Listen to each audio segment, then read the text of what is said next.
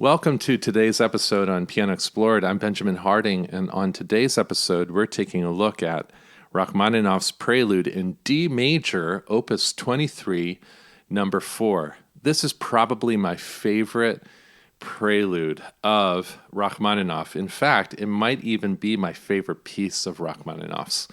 Sergei Rachmaninoff was a Russian composer that lived in the late 19th century, so late 1800s, and died in the early part of the 20th century, the early part of the 1900s.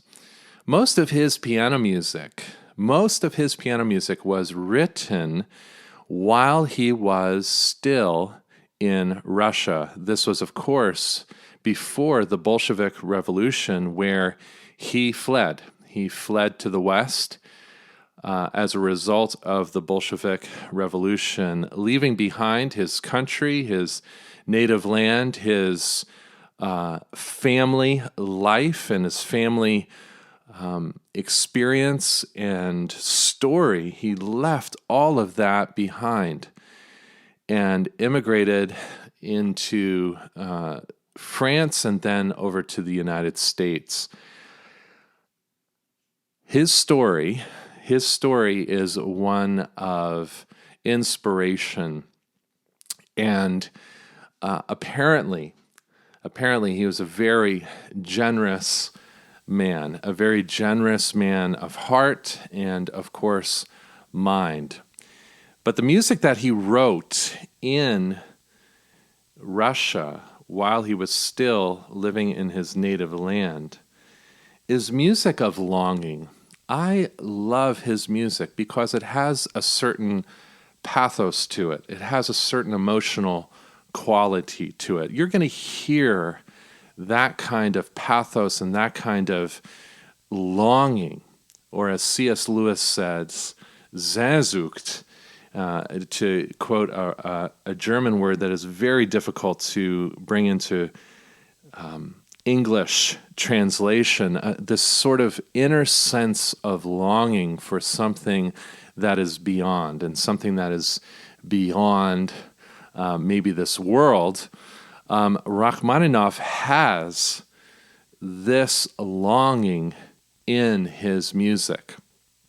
What I love to do, and this might be just me, but what I love to do with the music of Rachmaninoff is look at it through the lens of him being exiled in the West. Even though this music was written while he was in Russia, it has this exilic quality to it where he longs for his homeland. He longs for something better. He longs for something beyond. Now, Rachmaninoff was a man of deep faith, and his Vespers, the choral work Vespers, certainly demonstrates this deep faith in the Orthodox tradition.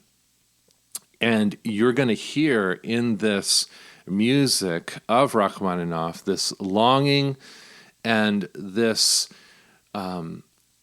just peacefulness, even in the longing, and even in the difficulty. You're going to hear this incredible sense of peace and contentment. Rachmaninoff, of course, was a great pianist, and many of his recordings are available for us. He was also a masterful conductor and a great composer. So he had it going on, so to speak, in his musical career and output. I love the music of Rachmaninoff. All right, without further ado, let's jump in to the Prelude. It opens with this expanse, this great expanse of tones. We have a low D, and then an open fifth kind of sound that is in the middle part of the piano, and then he adds a third. which brings this harmony in the first two measures. It brings a sense of peacefulness, like I said. So he has this kind of voicing,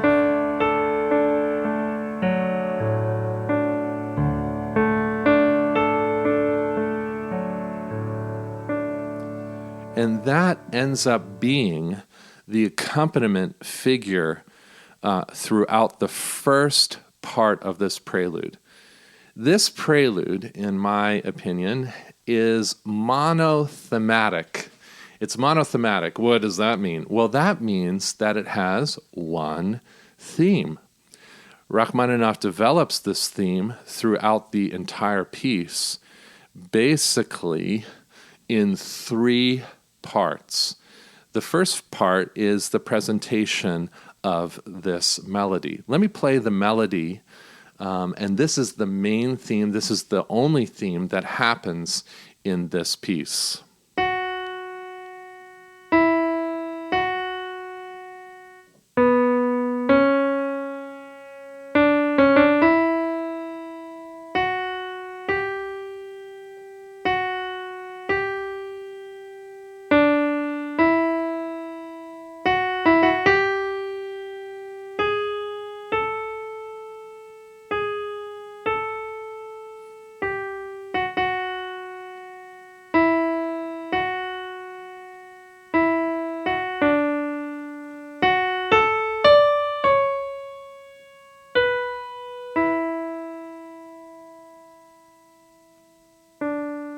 So that's kind of the main theme that goes throughout the piece. The first time he presents it with an accompaniment figure that encircles the piece. In other words, or it encircles the melody. It goes below the melody and then above the melody and kind of weaves in and out of the melody in a triplet figure. So just think, when you're thinking triplets, triplet, triplet, triplet, triplet.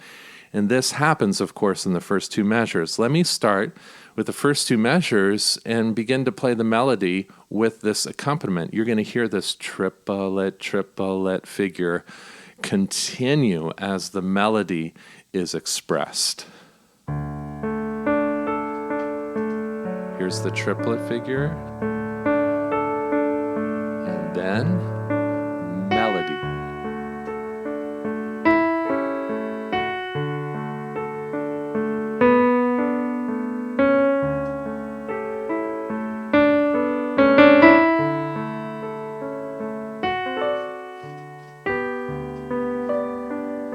Triplet, triplet, triplet.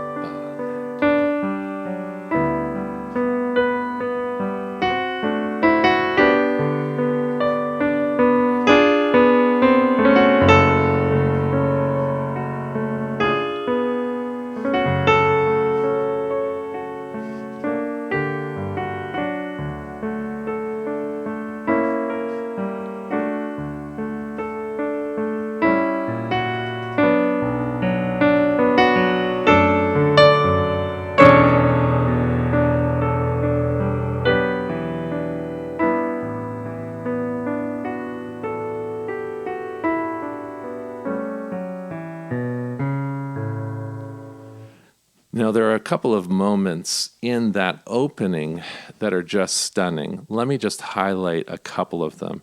And again, I could go on and on about this piece. I love this piece so much. But let me just highlight a couple of things in this opening. The first thing is that Rachmaninoff seems to almost like climb a mountain and then climb higher, and then climb higher in terms of his emotional intensity. And he highlights this with certain kinds of harmonies and dynamics. So halfway through this opening, we have...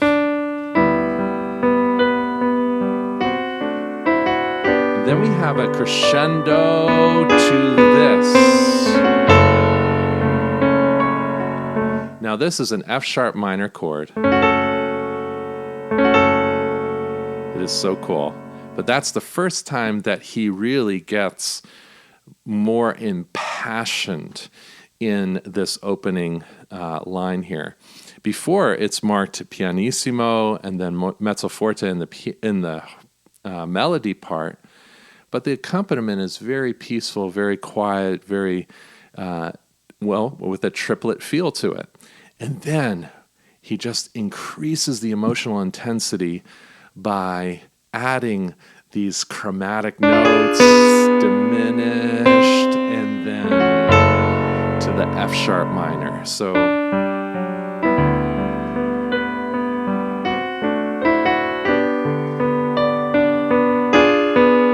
sharp minor.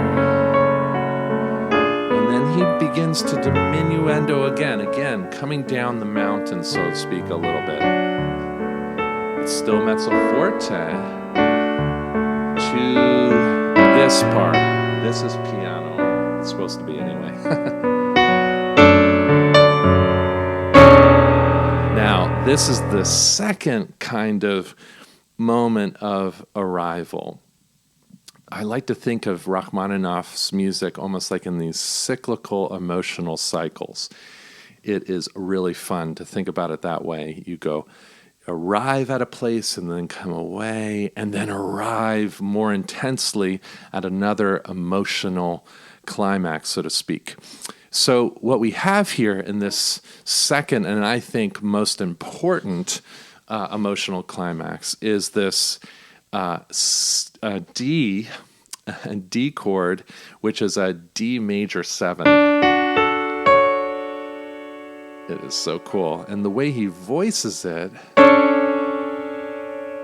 oh, it's so good. And then with an E of all things in the bass, again, increasing that tension. So we have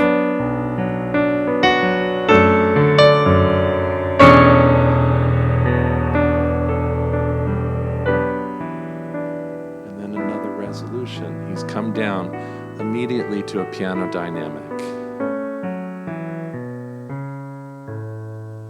Now, in the second part of this piece, Rachmaninoff begins to develop the theme and present the theme yet again. But what he does with the accompaniment is absolutely stunning. He moves the triplet to the right hand only. To the right hand, while the melody is also played in the right hand. And in the left hand, we have duples or eighth notes. 1 and 2 and 3 and 2 and 3 and again, sort of this expansive voicing.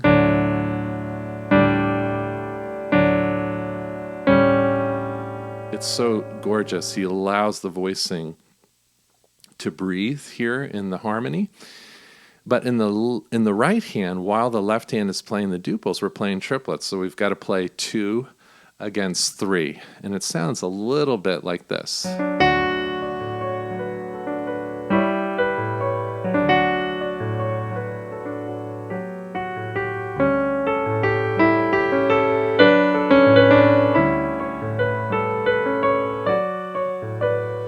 So I missed a couple of notes there, but you get the idea where we are playing triplets while the melody continues to speak in the right hand.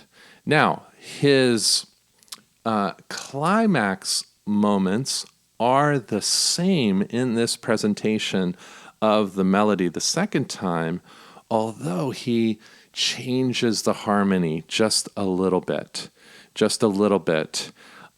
To create, again, sort of emotional tension, maybe even just a little bit less emotional tension than the first presentation, saving the real emotional tension for the last time and the third time that he does, that he presents the melody. So here's that second iteration of the theme. I'm going to try to play it through here. We're coming at you live, so there are going to be mistakes, but here we go.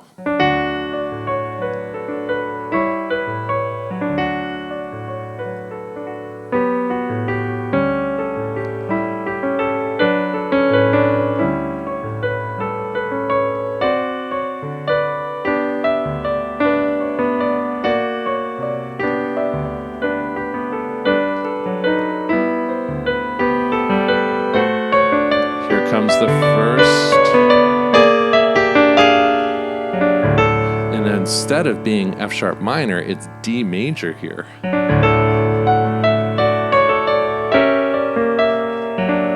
And we come down.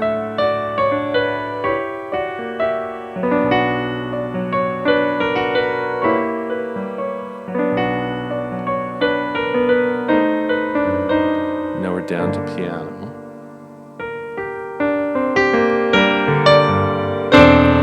Instead of a D major 7, this is a D7, just a straight up D7. And he adds something here that is something so special in the music of Rachmaninoff, and that's the flat 6. So the flat 6, if you're playing a D major scale, right, which this piece is obviously in the key of D major. You take the 6th scale degree,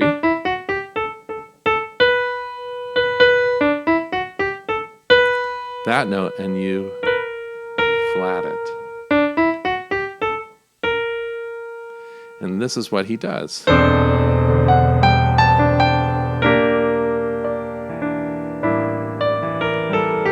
So he alters the melody just a little bit.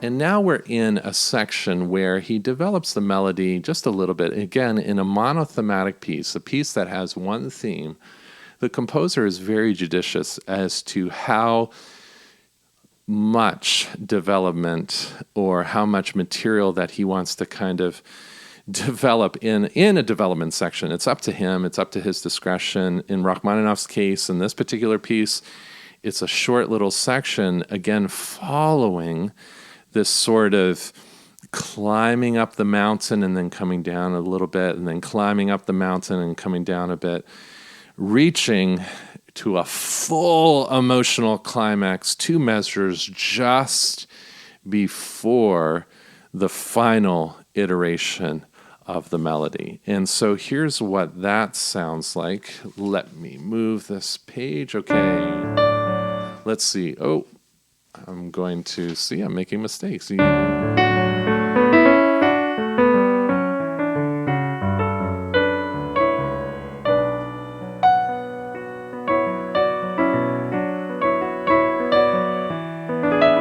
it's similar, right, to the first iteration of the melody, but it's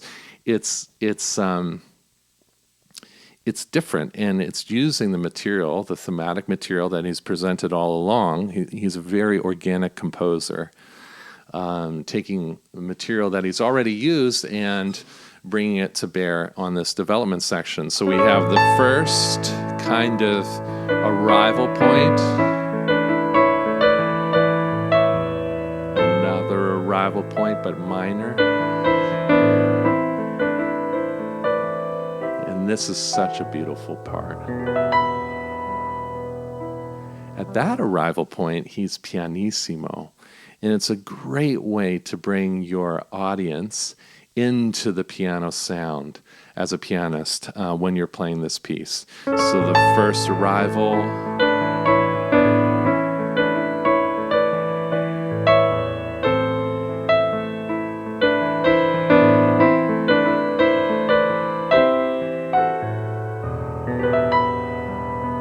and that's pianissimo. And then we get to a mezzo forte. Ooh, it feels like it's building. Then he takes the rug right out from underneath you and goes piano. So it sounds a little bit like this.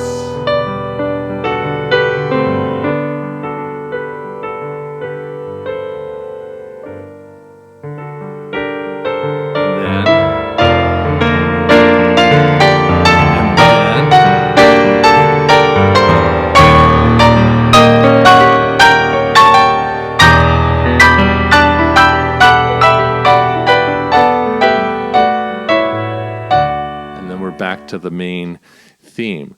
This sort of climbing up and climbing up and climbing up in emotional intensity is a figure that he uses in most of his literature. It's just so compelling in large scale and in small scale. You can see this, for example, in a large scale in his third piano concerto, where he just kind of cyclically builds and builds and builds and then comes down and then builds again and builds again and builds again.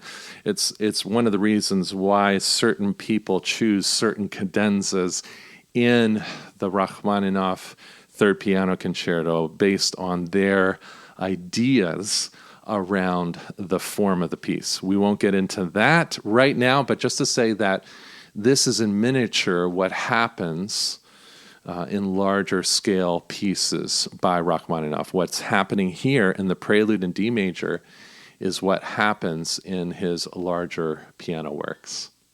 Wonderful. So we have this coming away, and then,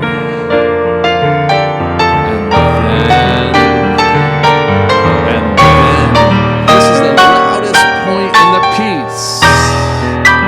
And it just so happens that the loudest part in the piece, and really almost the highest part in the piece, we have a flat six.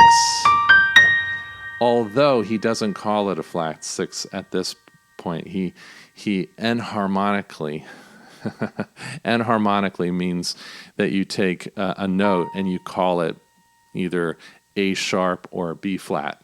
They're the same note on the piano. That's an A sharp and a B flat. But in this particular context, he doesn't call it a flat six, which would be a B flat. He calls it an A sharp, which is a sharp 5. But it belongs to this E minor sound.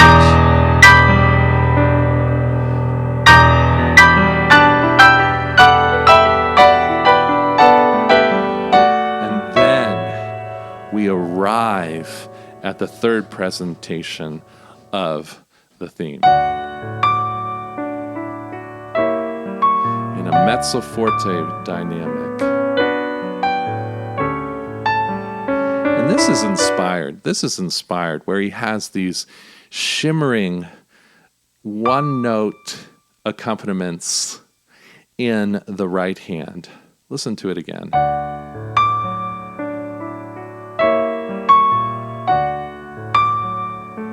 You have to really listen for your pedal here.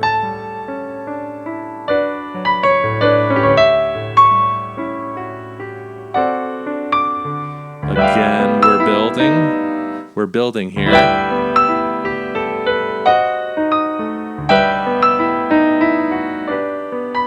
He's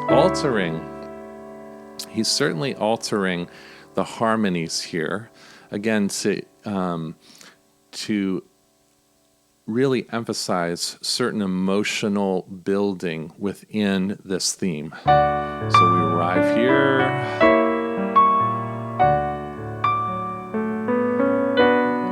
I love this part so much.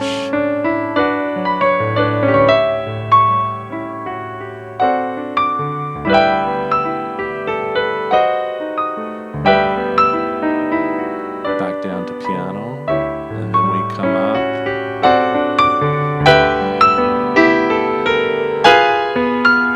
Now, this emotional impact, this arrival point, is highlighted by this big rolled chord. And it's almost as if the pianist has to take time here. Well, you have to take time. And so it's a written in agogic accent. It's an accent in time. It's so cool.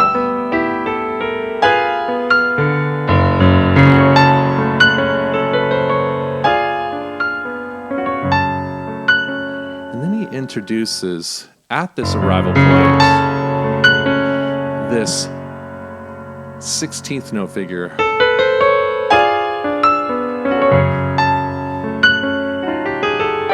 Again.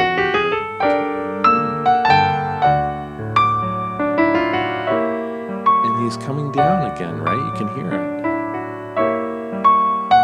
Now, what's really cool about this next arrival point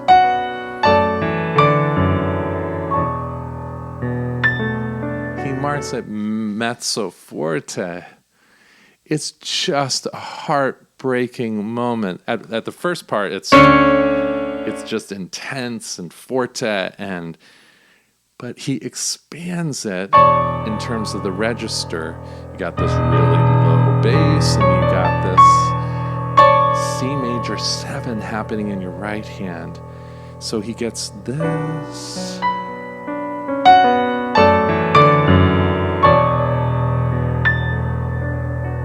It's just heartbreaking. In other words, he's not in despair. He's not in despair at this moment. This is the Sehnsucht that C.S. Lewis speaks of. This is the longing. This is the at rest, where there is a longing, but there's a hopefulness.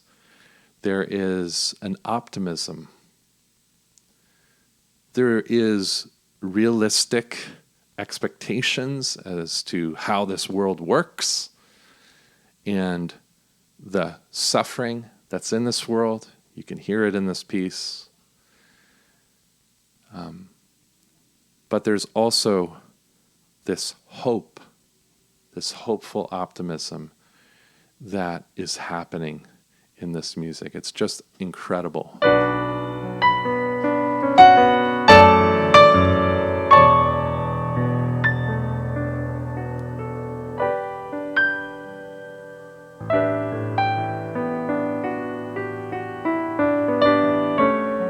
And a deceptive cadence here. In other words, the story is not completely over.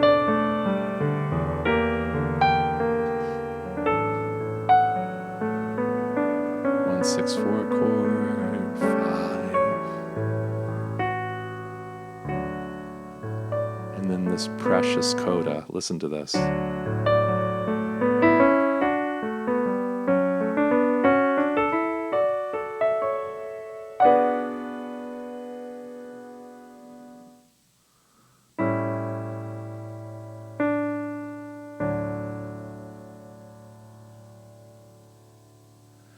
Rachmaninoff's music is a masterclass in traditional counterpoint. We see this in the music of Chopin, of course, but in Rachmaninoff's music, it is outstanding. The voice leading. So I like to play this coda really dry, actually. I know that's not entirely in vogue, as it were. But I play it really dry with the pedal because I want to highlight his incredible counterpoint. Listen to this, in this coda.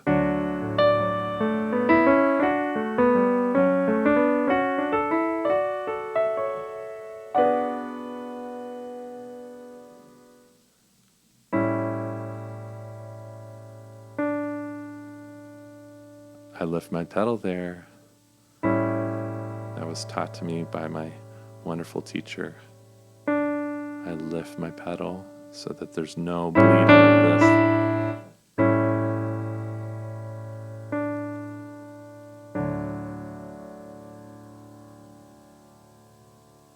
And this chord is so warm.